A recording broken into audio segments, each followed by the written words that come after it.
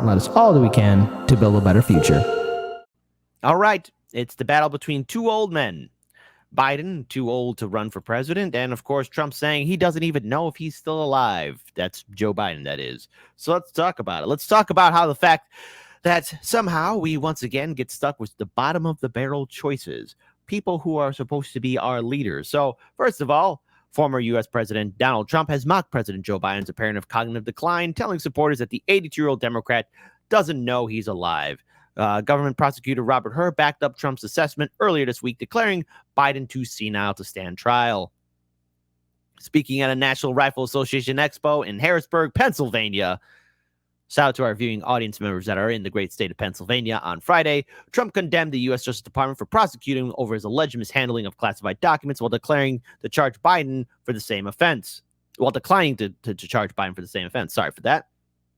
There's nothing more than selective persecution of Biden's political opponent, me, Trump asserted, and I don't think Biden, who is behind the prosecution, because I don't think he knows he's alive. Trump is currently the presumptive Republican candidate to challenge Biden in November's presidential election, while he regularly mocks Biden's mental faculties, remarking earlier this week that the president can't string two sentences together. Trump's attacks on Biden got an unexpected endorsement on Thursday from special counsel Robert Hur. Now, I also want to pull this up here as well. Biden, too old for the presidency.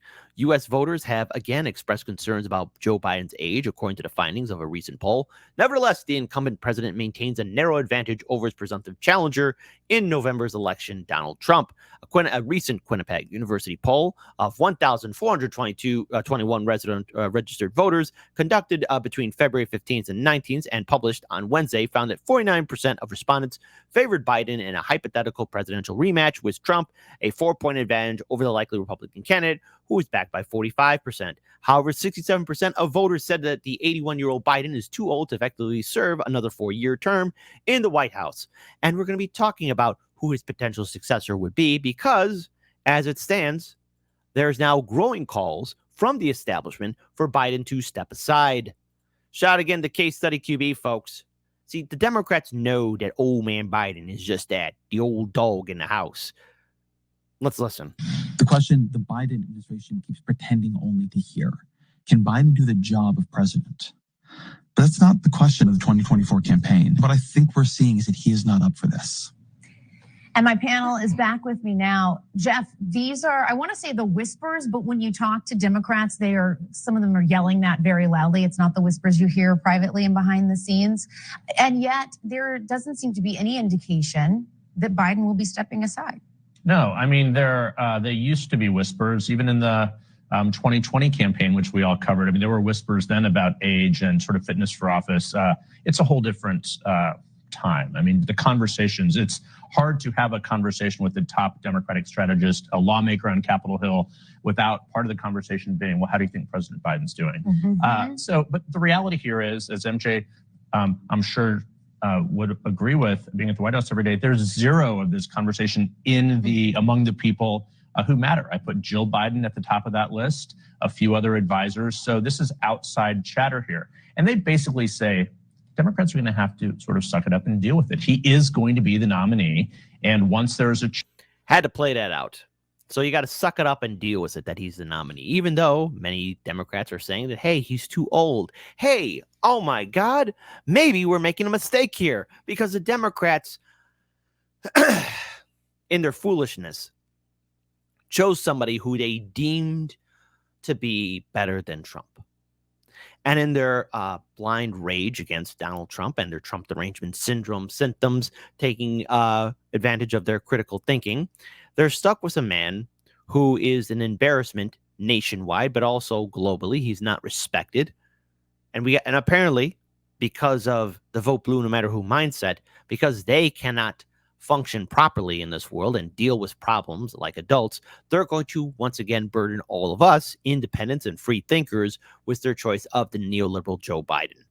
Now, you know how I feel about electoral politics. We got to break away from the two-party system, but vote blue no matter who. Democrat voters, those who still believe in reforming the Democratic Party. What's it like knowing that you're just participants, that you're just NPCs in a party that doesn't respect you? Choice, they believe people will come around. That might be true to a point, but the piece that that Ezra was talking about.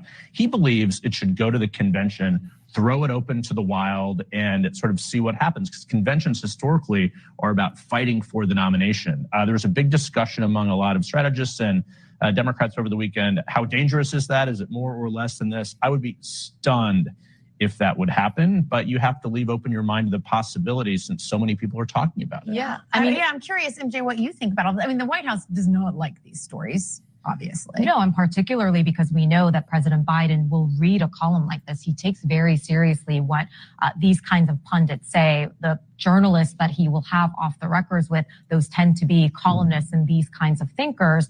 I mean, what Ezra was saying in his column is that basically it isn't too late, that people can convince President Biden to basically accept that he isn't going to be the nominee or sort of. Now, we talked about this on Due Dissidence last week when I was filling in for Russell. Myself and Keaton both came down to the conclusion that something's going to happen at the DNC convention. Most likely. Look, Biden is just too old. There's no denying it. Even the most diehard vote blue no matter who person. Come on. Really, look me in the eye and tell me. You think Biden, old dog Biden, has that bite in him, that he still's got that inner spark in him? Have you not been paying attention? I mean, just really, off the record. Just personally, if you still really think so, what kind of mental gymnastics are you doing? Because anybody with common sense, 2 functioning brain cells, can see that Biden doesn't have what it takes, and Kamala is just not respected. The fact that she is polling lower than Biden says a lot. And I know there's a lot of Democrats who are enjoying the hopium copium of what Biden's in one poll exceeding over Donald Trump. That's fine. That's fine. You can hold on to that. But after February, there's March, April, May, June, July, August, September, October, and the merry month of November. Anything can happen between now and then. Anything can happen in regards to how voters and people who are being polled can feel.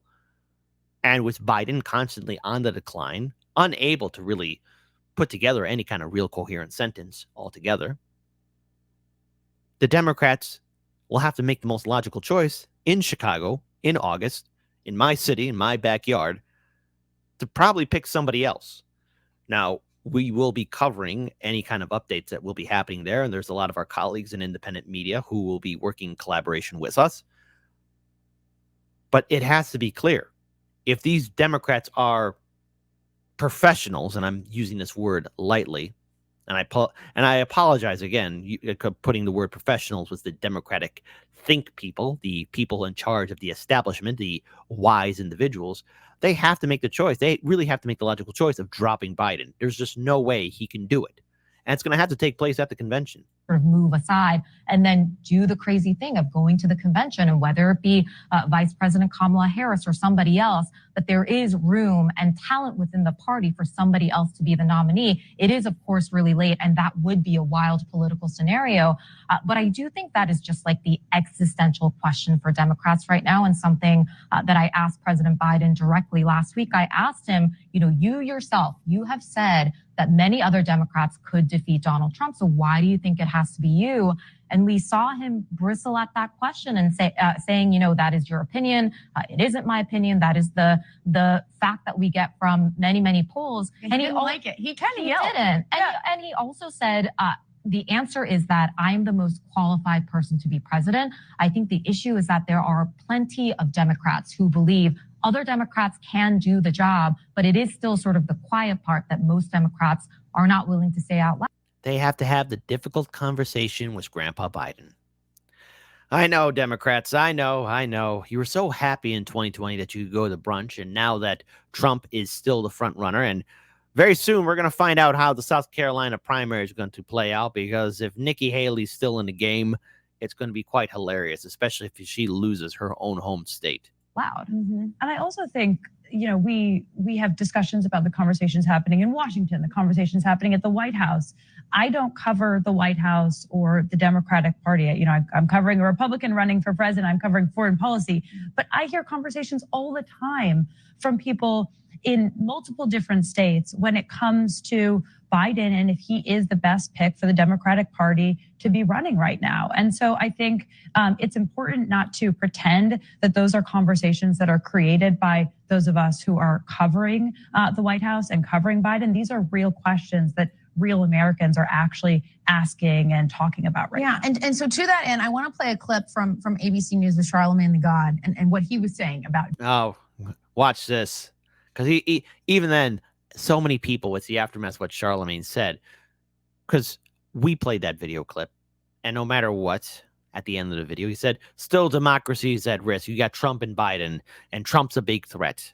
No, the big threat to democracy is the establishment picking a senile old fool and doing everything they can to rig the system. Now, Donald Trump is no saint, but the very fact that there is a concentrated effort to make sure he's not on the ballot says a lot about our entire political system. Stuff that we have said, other independent media networks have said.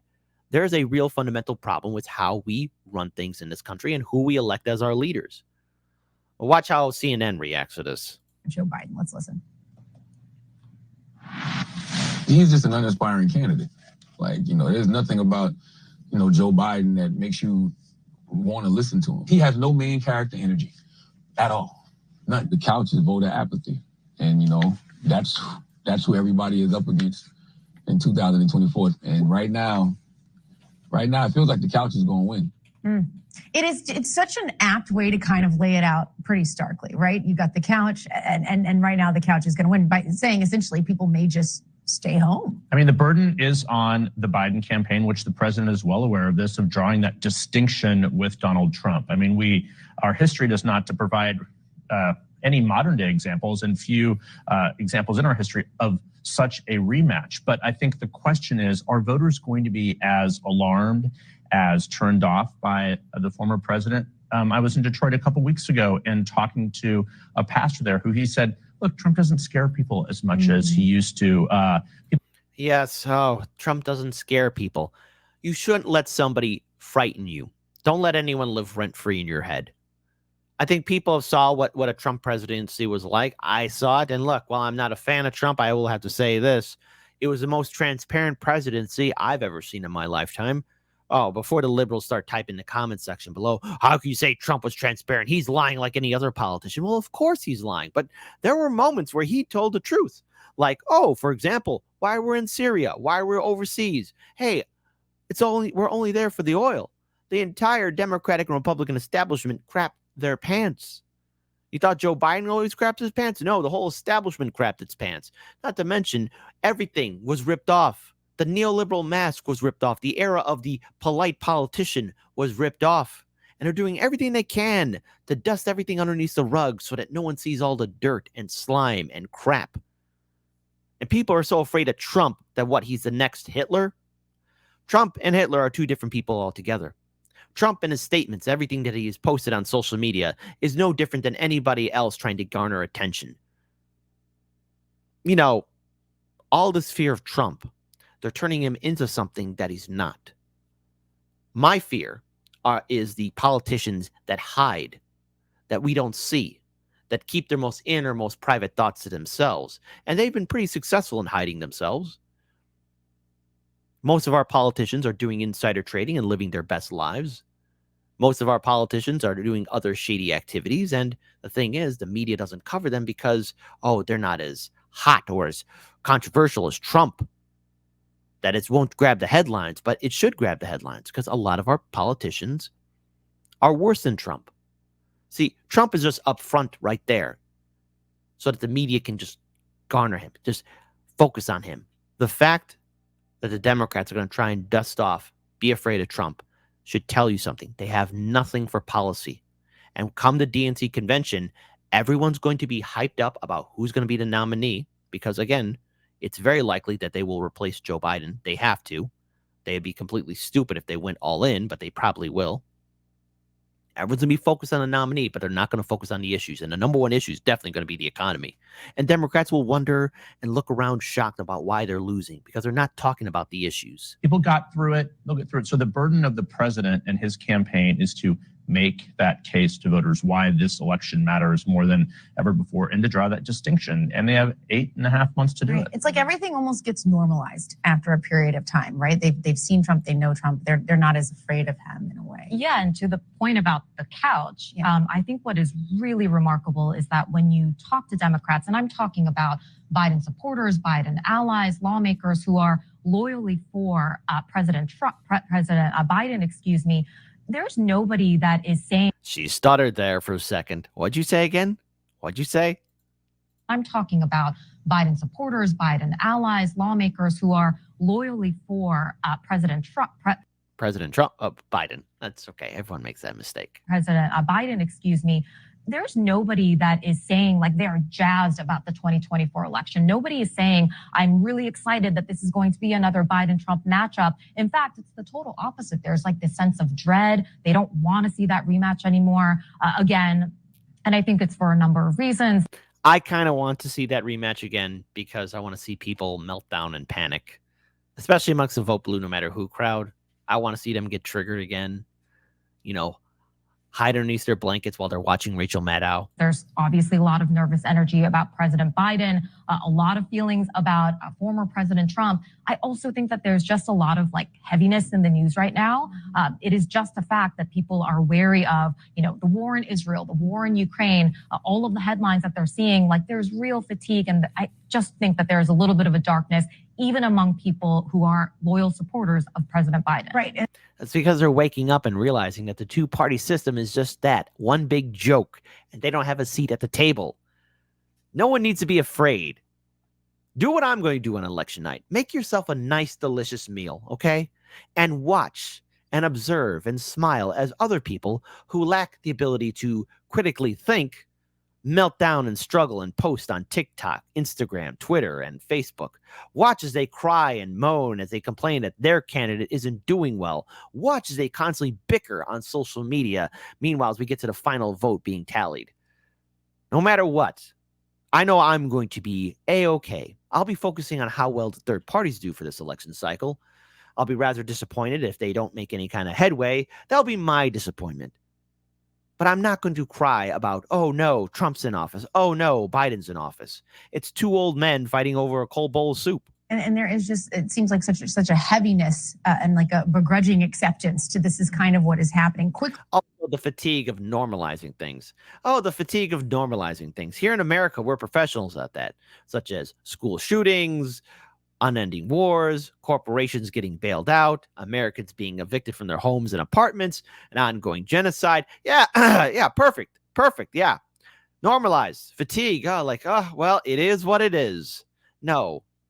Eventually, that narrative of people just accepting. People shouldn't accept the way things are right now. Before we take our break, I do want to mention Michigan, of course, is coming up. And I think that will be a good test to see. You have somebody like Rashida Tlaib who is urging Democrats to vote uncommitted, to really send a message, Kylie, to voters. Michigan is going to be, of course, a critical battleground state. And it has an interesting makeup of voters that are a critical part to Biden's coalition. And this is a problem for President Biden. I mean, the fact that you have a Democrat pushing Democrats not to vote for the president in one of these early states gets to the meat of the matter that there is not just one issue for President Biden in this campaign right now, and the fact that he's older and people are concerned about that. There are actually policy issues as well that is really driving folks. Gee, CNN's surprised that people want things and that they demand things out of their elected leaders. You don't say, CNN. Wow. Earth-shattering reporting there. To have concern about voting for him. And so as we see in Michigan, this movement to vote for uncommitted over Biden, I think it crystallizes a challenge for this White House in how they're going to talk about the Israel-Hamas war in the next few months heading up to this election. Yeah, and MJ, that has to be something that they continue to talk about every day and trying to mold that message and hit the right balance. Oh, yeah. They're very aware of the issues that the ongoing war in Israel has created for the campaign. Oh, yes, they do realize it. If only the president of the United States could do something. But however, he's too senile because he's not respected. He's too demented because he's not respected. He's just incapable of doing anything. And of course, voters are concerned about Biden's age. I think it's time that maybe he stepped down and consider somebody to take over because he's old. And I think it's time for the new blood, to lead. His age is concerning. I don't think he can, lead this great country for the next 4 years. Well, he is an older guy. I have to give him that. So because I don't expect him to be exciting like, Obama or somebody that's, out there. He's old, so he's going to be a little slower, but he's making, the best decisions that I think that he can make that's not putting us in jeopardy. I think. Well, anyways, you hear both sides of the aisle. So what can we take away from this? First of all, number one, Biden. He's done. Everybody sees it. But what we're seeing is the Democrats and the liberal establishment media constantly kick the can down the road. And so as they're kicking the can down the road, as they constantly try and do mental gymnastics to defend Joe Biden, saying that he's been doing some great things, he unfortunately, as a leader, as a politician, doesn't have the follow-through, the necessary mental capacity to show people that he has the soul, the fight, and the ability to be an effective leader. Already, the economy is running amok. Already, world leaders don't respect him. Already, we're seeing unchecked wars. Already, we have a border situation that is not only overwhelming the border states, but also impacting the sanctuary cities as well. This is a huge problem, and Democrats will have to come down to a conclusion, especially here in Chicago in August when the DNC convention arrives here. Do they remain loyal to Biden and constantly keep on pushing this lie, or do they should do, most likely, the smart thing, and that is pick somebody else? No matter what happens, the Democrats really should have made this decision in 2023 and not wait for the last minute. It doesn't, bring enthusiasm amongst their voting base. And let's look at their voting base. Their voting base is no longer engaged with the politics and the policies of the Democratic Party. The great coalition that Bernie Sanders and AOC and everybody else built up has fractured. It's gone. 2020. It was a time when we saw two old men fighting over a cold bowl of soup, and now we see it again. People don't want to see a Biden versus Trump rematch. But if the Democrats really want to follow through with this, well, then they're going to have to live with the fact that they chose this. They did this to themselves, and they want to impose their mistakes on us. Get ready to watch the meltdown, folks. The liberals are really going to be crying into their pillows or wherever else they need to cry into, because no one's buying their fear propaganda anymore. We shouldn't.